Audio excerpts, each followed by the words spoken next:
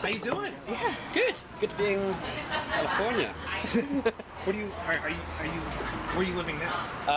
I'm still London-based. Oh, really? But I'm using any excuse I can to get out here, really, and enjoy the sunshine. I have a friend's wedding in San Diego in a couple of weeks, and we're going to Toronto Film Festival after that. So, yeah, we thought we'd come out here and catch some rays before we go. So, yeah, very nice. You know, your character at the end, when he tells his lady to kill that baby, man, I want to see how that ends. Oh, fantastic. Without giving anything away, that scene, it just got more intense. Yeah.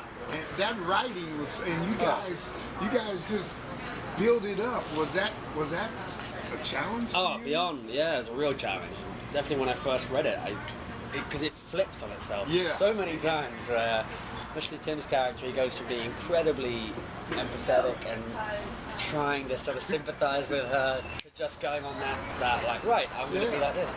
So yeah, that was a challenge. And at first, actually, when you read it, it almost feels like, is this going to work? Or this is brilliant, but is this going to come out how it reads? And thanks to Minka and Nick and all the other great people we had on set, I think it certainly felt very real and very intense at the time. So because I was like, and I kind of relaxed and I got tense again and I'm relaxing. Oh, no, wait a minute. Yeah. Did you feel like it was a conversation you've had, like that intense of a conversation you've had with at least one girlfriend before? Are you kidding? I was like, Thank God. I've had, not that exact, but it's like, I've had that kind where you just, it's like, wait, you're doing what?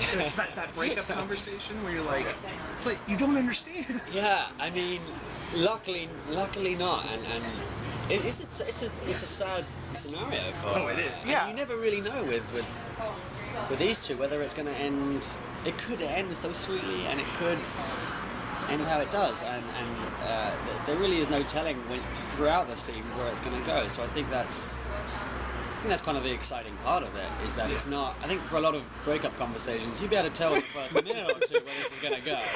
Like, we need to talk. It's like, that's a sign that this isn't going to end well. That's why I was like, oh, Whereas these two are like, we need to talk, but we don't know where this is going to end up or how this is going to come through. So that adds some excitement, I think, to it. Did you have any real life references that you could draw on to play this role? Yes and no. I mean, one of the nice things is that he's a British student coming out to LA, and I know that feeling of being incredibly nervous about coming here, and then coming here and falling in love with the place and everyone and the people and stuff like that. So I felt like Tim and I shared the same enthusiasm for California, or for being away from home. So, but other than that, luckily not. I haven't been in that sort of destructive relationship before. So, Well, congratulations. yeah. How Lucky you. it took me a while to realize how destructive that was, because it starts off very normal in my opinion, and you just see that there's two people that don't know how to talk to each other. And when I think about all of the episodes, I sort of think about it as an onion. Again, you peel away the Yeah, layers. it's a great way of looking at it. Yeah. And that by the time you get to the bottom, you're just sort of a sobbing, crying mess, because everything is awful. Yeah. And every character seems like a horrible person by the time you get done with their half hour. And I don't know why I feel that way, but what is that like as an actor to play that? It's nice. One of the great things about Neil's writing is not only is the dialogue seem incredibly effortless, and you can kind of fire through a whole page in 20 seconds, rapid fire, back and forth dialogue, which was a new thing for Minka and I. Definitely, it took a while to kind of get used to that, but the unpredictability is something which is a lot of fun as well. I kind of had a clear vision after reading the first episode. I thought, I know what's going to happen in the 10th, and I couldn't have been further. My eyes were like Thought you had it figured out. Yeah, reading the 10th, I was like, what? Did I get the right draft? Is this still happening? You had no idea the aliens were going to show up. No, literally. Wait, you know about the alien? Oh. I just give away the ending. How did you feel? Damn it! I mean, how did you regulate your emotions? Because what got me, the way Neil wrote it, there's some serious plot. You don't know whether her husband is your dad. Sure. And you don't know whether the baby is yours or not. So I mean, that's the lefty end of it. Yeah, there you go, double, yeah. I mean, one of the nice things about it, and Nick was very keen on this, was to say the stuff that was incredibly hard and emotive like it was a joke. Like throw away the stuff that's really hard to say, and the stuff that's supposed to be sort of the easy romantic talk. That's the stuff that he really is intense on. It's this typical kind of human reaction or human psychology where you make a joke of the things that bother you the most, just to see how the other person reacts. And I think that's Tim's way of trying to feel his way throughout the conversation, throughout his dialogue with Minka. And I think it's a dual thing. One of the great things about it is it's very reactional. You're reacting on what the other person's doing, and as much as the dialogue does steer the ship, it's not the entire thing. So let's talk about Minka Kelly for a second. Sure. That must have been really hard to play, you know. I struggled. I'm sure. I don't know how any man could find her. No. I have a very cool girlfriend, I will say that much. She was allowing me to do Skype meetings with her. And she has a very and Minka has a very intimidating husband. So let's. Yeah, for sure. I haven't had the luck of meeting yet, but Who's her husband? No, Cheater or A-Rod, one of the two. Yankee. Well, her husband was the one that took you to the airport, though, right? No, her real life. Whoa, I'm getting confused. Dude. Wow, I was That's just how effective that piece was. Yeah, I didn't see episode 1.5 or when did that happen? She was great. We were very lucky. Obviously, with only one other actor in it, you're at the mercy of them. If there's someone that you don't get on with or you don't click with working wise, then that's kind of it. And she's somebody who she can deliver. I mean, yeah. There's a couple scenes of that fight where you're just like, that's tailor made. Yeah, and Minka weirdly Kelly. it's not. She's so cool, so down to earth. There's no you'd expect with someone that maybe has that presence to be slightly, I don't know what the right word is, diva-ish, but there's just no qualms with her at all. She's so chilled, so relaxed. Never made me feel nervous or anything like that. Did you know she was going to be in your episode before you? No, I was actually, I think, one of the first to be cast. I think. I mean, pretty early on. Yeah, I wasn't told who it was going to be. Nick said we had some exciting people. I can't tell you now because I don't want to get you excited. But yeah, we really lucked out, and I think, like you said, there was just an incredible switch where she would go from being this lovely, endearing to just losing it. Yeah, and being really quite scared. I was just saying the last one. A couple of times where I felt like looking around to say, are we still in this scene? Because she's really going for it, and it was super intense. And I think we both got emotional in ways that we didn't expect to do. And I hope that really benefits the. Oh yeah. Well, when you have a day like that at work, is it difficult to shake it off, or do you carry it with you at home? And yeah, you have to have a glass of wine that kind of something. I forget what we did, but I know it was definitely the most intense day filming of my life. Yeah, nearly crying at times where you really didn't want to cry. So it was just like a huge ball of emotion, and it had been leading up to it for a few weeks. There was a lot of nerves about getting the dialogue right and making sure we're in the right place of the scene at the right time. I think it was just exhaustion. It was like, oh, just want to drop down now and not say anything for 5 days. But it was cool. We were heavily supported with the cast and the crew, and we had a great DP. It was just really helpful. It's really nice to have a crew that helps you with these sorts of one-on-one things. So, what difference do you see in the American audience and the British audience, both in the way they see things and the way they work? Wow, yeah. I mean, I look forward to finding out, to be honest with you. I've never really had something where I've compared it. So this is kind of your first American, besides other films. Yeah. It's first American television thing, definitely. Yeah. Yeah, and it was a no-brainer. Literally, I said pretty early on in the year that I'd love to do some really high-quality television, because obviously television's kind of gone from here to here in the last 5 years. The quality is just ridiculous. Old age almost. Yeah, and people are binging more on TV than they are on films, me included. So yeah, this came up, and they were like, there wasn't even a choice. It was like, you've got to do this. Read it, and you'll love it, and you'll do it. And I was down in Mexico at the time, so it was a very last-minute thing. But yeah. I want to make a quick switch. So you worked both with Minka Kelly, and then your second episode is Ali Sheedy. What's the difference in terms of someone? Minka's a relatively new actress compared to someone like Ali Sheedy. Sure. What's it like working with both of them? I mean, yeah, both legends really, but in different contexts possibly. Alice's great. She's got a very warm spirit.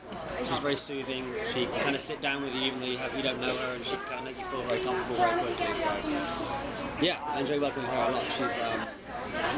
She's a very kind soul. We enjoyed each other. And luckily we had 2 days to film that episode, the last one, so we had a bit more time together to not just kind of race through it, so it was good. I fear for everybody's life in that last episode, and I don't even know why, so... It just is... They all die. They all die! Rocks fall, everybody dies. Shit crazy. It blows up. Okay. Can we talk Potter for a second? Any day. Good. Sure. What was the highlight of that for? I mean, you were how old when that? Like what? 12? Yeah, 12, 13, one of the 13? older ones when we started, yeah. And somebody says, "Hey, you want to be in Harry Potter?"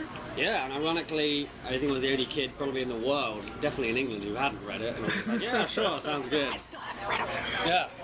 Well, yeah, I was into the third film before I even picked him up, to be honest with you. I was never a big reader. Yeah. And I got to thank Jo, because she single-handedly changed that, not just for me, but I think the entire world. When I was 12, 13, yeah, it was not a cool thing to be reading a book during your lunch break at school. And within 2 years, she turned that round. So if you hadn't read Harry Potter, you were the sad kid up there. So yeah, the audition period was awkward for me. Actually, I lied my way through it. Really? Yeah, because Columbus was like, what part are you most excited about from the book coming to the film? And I heard something about Gringotts. I was like, yeah, those Gringotts, they sound amazing. I want to see those guys. And I'm pretty sure he looked at me and was like, you're lying. This is up Drake. We found our bullshit right here. So yeah, I think that may have edged me over ahead of the competition. But, I mean, we pretty much saw you grow up on that film. Like between the 7 movies. Yeah, that's kind of the, it's solely unique. I don't think any other TV or film thing has that, where you kind of catch the entire range of puberty from 12 to 22 or whatever. It's great. I mean, the weird thing was at the time, much like school or university, you don't always know how good you've got it. Yeah. But the moment we finished, it's just the memories have got better and better and sweeter and sweeter. And I have some people say, how are you going to shake it? How are you going to move on? Well, that's what I was getting ready to ask Do you you. feel like you're always Does casting directors look at you different because No, there's either some roles that you're right for and some that you're wrong for. I feel like I have an advantage because people think that I'm a blonde evil wizard. So when I come into the room and say, hi, I'm Tom, they're like, oh, okay, so you're not as bad as we thought you were. So to me, it's a good thing, and I know I can speak for all of the cast when we say we're incredibly proud that we hung it out. We constantly expected them to fire us and get some decent actors in at some point, but they stuck with us. So yeah, I honestly hope that we're still talking about it in 30, 40 years. That's great. Yeah. And I'm sure you guys have a bond that just... It's a weird one, yeah. It's a weird one where we don't necessarily speak very often. I haven't spoken to Rupert in a few months, but actually 6 months ago he was out here. We would play golf 3 times a week, so it's one of those weird things that as soon as we're back in a room together, it's an instant. So you instant have click. anything coming up now after this? Yes, a couple of I did a TNT pilot that I'm waiting to hear on in the next couple of weeks, which would be awesome because it would mean 3 or 4 months filming in LA, which is yeah. Who's behind it? TNT. No. Who's the executive producer? Oh, excuse me.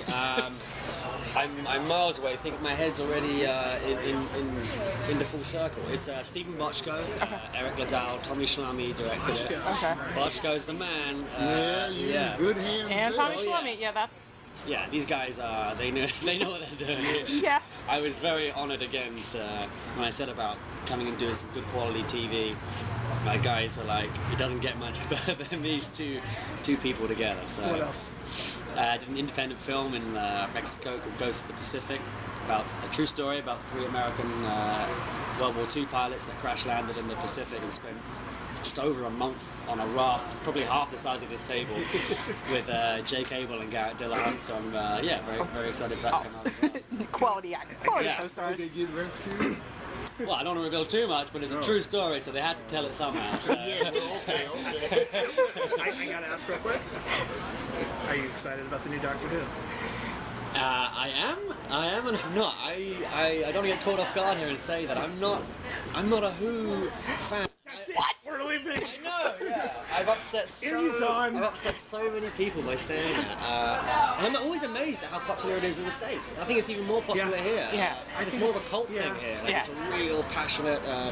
I'm lucky enough to go to these fan conventions time to time all around the States, and 9 times out of 10, people are in the Doctor Who. Even if they're queuing up to meet me, they're in the Doctor Who, and I'm like, hey, great. So I'm very excited to see where that goes. I'm good friends with, my agent looks after Matt back in England as well. So I know he's loved every minute of it, and he's very excited. So we kind of share the same appreciation for the eccentric fans out there. And I think Harry Potter and Doctor Who probably share some crossover. I almost think like Potter is the gateway drug to Doctor Who. It really is. Gateway drug. Except that for kids in England, you watch Doctor Who probably before you read Harry Potter. Yeah, it's true. Well, but in America, it's you read for me, I grew up on Doctor Who. Oh, really? I was a lot older, but we crossed over. Yeah. We used the Potter books and then the new series. I think the exciting thing about Who is that it's on the up again. Right? 5 years ago it may have been on the way now, but now it's we're getting called upon. Yes. I believe you guys. Thank you so much. Thanks for keeping